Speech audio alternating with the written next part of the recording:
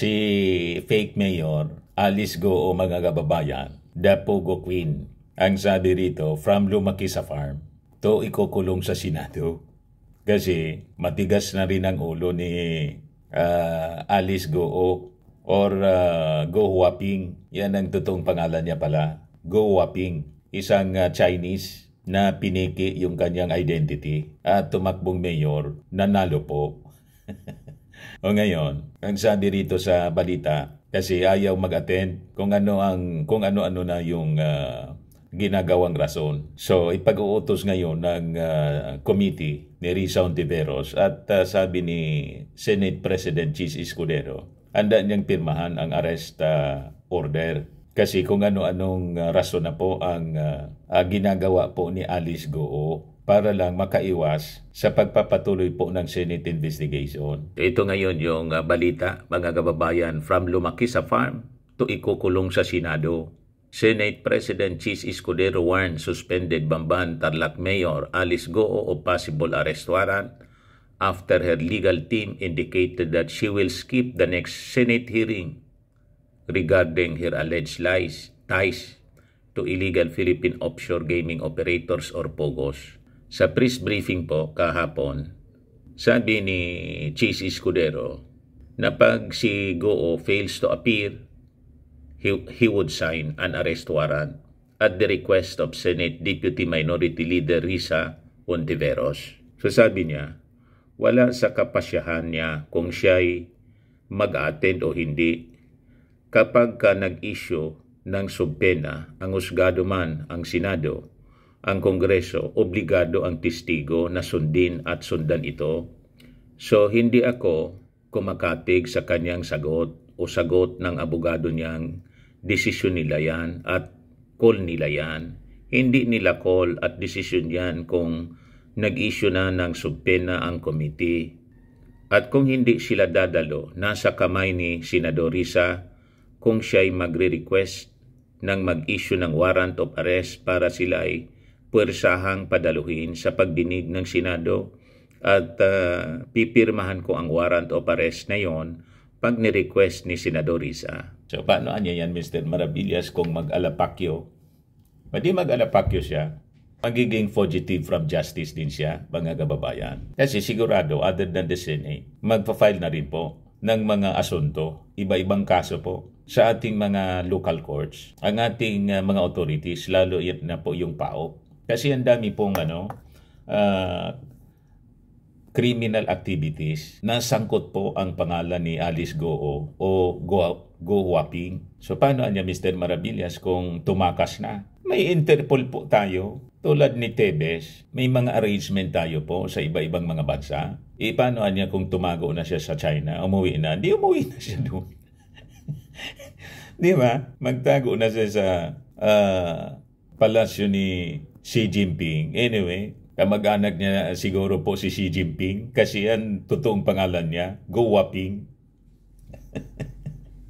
Tama? May mga kwento nga po na baka ito ay spy, agent siya ng China, mga kababayan dito sa ating bansa. At itong Pogo nga po, mga kababayan, ang sabi sa mga lumabas na balita the other day, ito yung possible source ng Distabralis, ng nausog. O di ba? Yun yung napag-usapan natin the other day sa unang video natin, mga kababayan. So napakalalim ng operations ng Pogo po ginagamit to destabilize our government at kung ano-ano pang mga criminal activities tulad ng human trafficking at may mga torture na nangyari doon mismo sa mga Pogo Hub. So malaking sindikato po, criminal syndicate, and it's international yung connection. Kaya ganun kaseryoso ang ginagawang investigasyon po ng ating Senate at ng PAOK-TF, ng PAOK pala, hindi PAOK-TF, PAOK lang. Pero ang sabi ng kanyang legal counsel po, si Alice Go, nandito pa daw sa Pilipinas. Ano niya, Mr. Maravillas, ang tingin mo? Nandito pa? Kaduda-duda po. Kailangan pong bantayan yung mga airports, lalo na po sa Davao. Bakit niya, Mr. Maravillas, sa Davao? Alam nyo na. Malapit ang Davao sa China. Ang Davao, mga kababayan, may sisterhood sa isang lungsod ng China, nakipag-sisterhood. So ito ngayon yung balita sa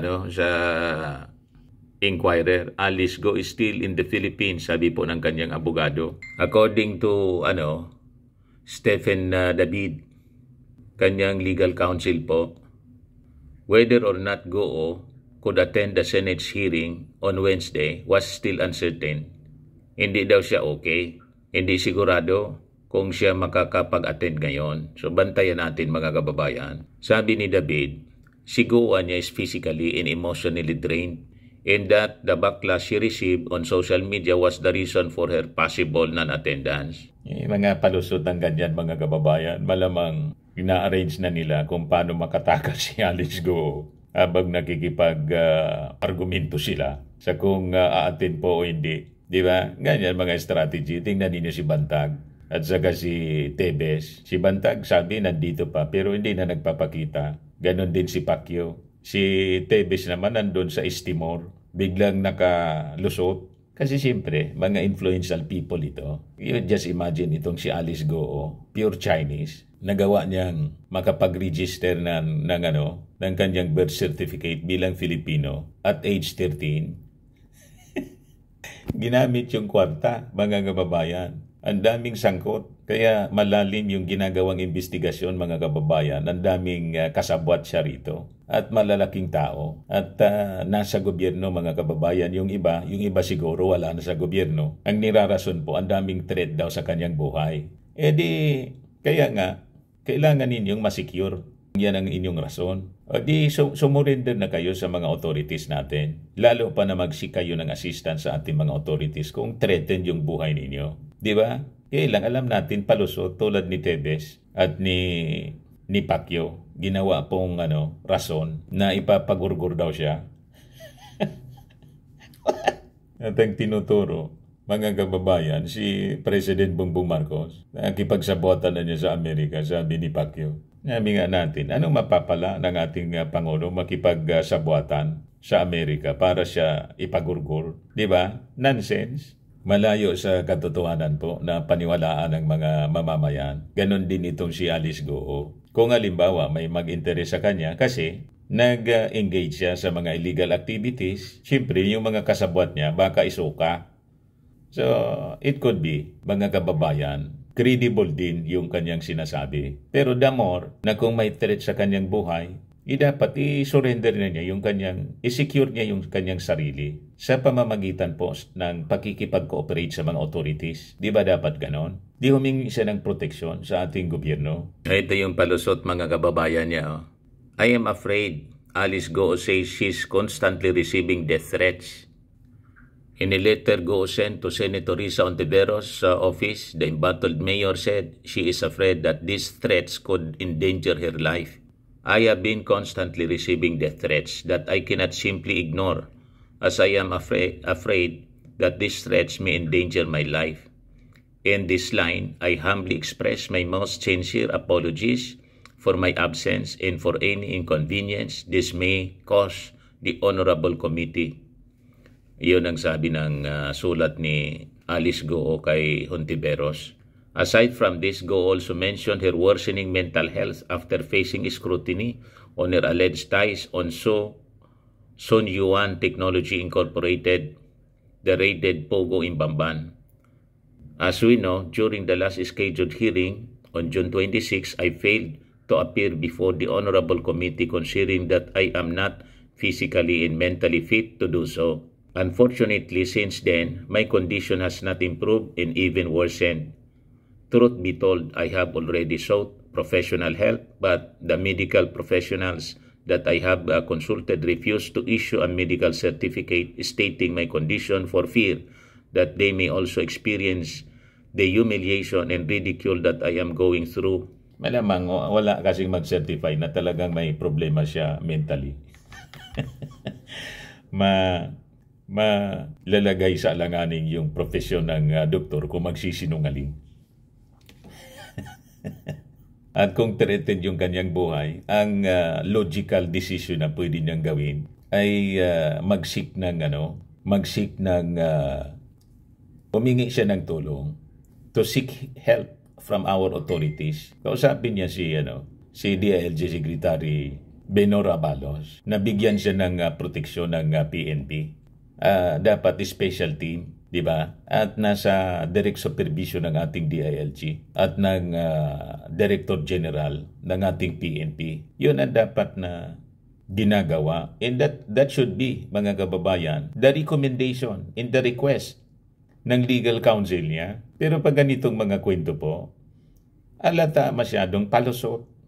Ayaw na humarap kasi mabubuking sila yung kasinungalingan nila, mga kababayan. At malamang nagtatahi-tahi pa kasi ng kwento kung paano lulusot. Tama ba? Wala pa silang makitang maimbentong mga depensa para lumusot. Sabi dito, for a few months now, I have been the subject of malicious accusations. I have been ridiculed, my dignity has been debased, and my personal life and even my identity have been questioned and mocked. Siyempre, i-question kasi questionable. Yung kwento po ninyo ng inyong kabataan na lumaki kayo sa farm, yun pa lang po, kaduda-duda, kasi wala kayong maalala. Wala akong maalala, Your Honor. Kung sino-sino yung mga kalaro, mga kababayan, kung sino-sino na lang yung sinasabi. Lumaki lang ako sa farm, Your Honor. Nabuking po yung kanyang fingerprint, tumugma kay Go Waping. Iisa lang pala yung pagkatao nila. So, Chinese nga po. So, doon pa lang, napatunayan mga kababayan na nagsinungaling siya. So, consequences ng kanyang pagsisinungaling, itong kanyang, that is normal. Itong kanyang sinasabing ridicule, pumasok siya sa alanganin. Niloko niya ang Republika ng Pilipinas. Tumakbo pa siya as mayor. Diba? So, napakalaki yung kanyang kasalanan, mga kababayan, na dapat niyang panagutan. Yung sabi rito, Go is currently facing a qualified human trafficking. Imagine that. Non-bailable ito. Parang yung kaso ni Pacquiao for her alleged connection to the labor trafficking of around 500 foreign POGO workers. This comes after the suspension order issued by the Office of the Ombudsman against her due to complaints filed by the Department of Interior and Local Government. The agency earlier revealed troubling findings of serious illegal acts which have severe legal implications related to GOO in her alleged connection to the illegal activities in the POGO in Bamban. At pati doon sa sa mga POGO operations in the neighboring province, sa Pampanga, sa Purak, mga kababayan, may mga connection pa doon. Iisang grupo po ang involved. Ayan man lang, mga kababayan, yung mga developments ngayon. Ako po si Dante Maravillas. Bye-bye. God bless.